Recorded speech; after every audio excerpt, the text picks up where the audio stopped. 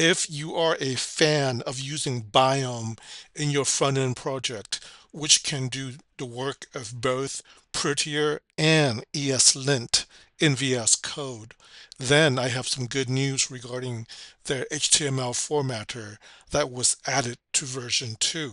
And as you can see here, the latest version of Biome is 2.1.4 as of the time of this recording.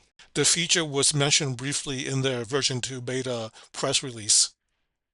And as you can see here, I have the latest Biome pulled down in my project. Obviously, in the VS Code settings, Biome must be set as a default formatter. And in my VS Code settings.json file, I have Biome set as my default formatter for HTML files, as you can see there. Everything else remains the same. Okay, let's go to the code files to make sure that everything is working by Command save to make sure it auto formats for me. That's an HTML file, of course.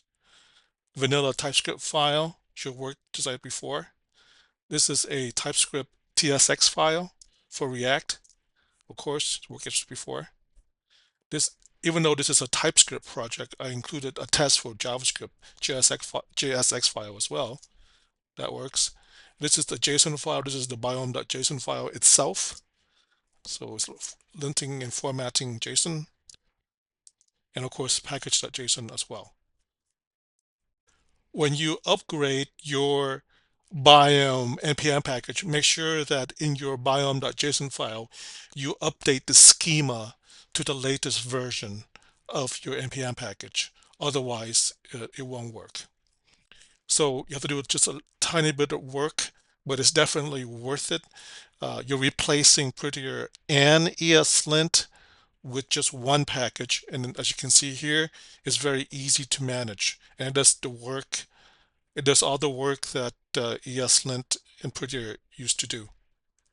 And just like ESLint, Biome can be integrated into your CI/CD pipeline workflow as well, and it will work in that environment.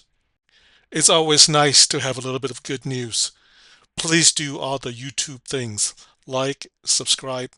Thank you for watching, and I'll see you next time. Goodbye for now.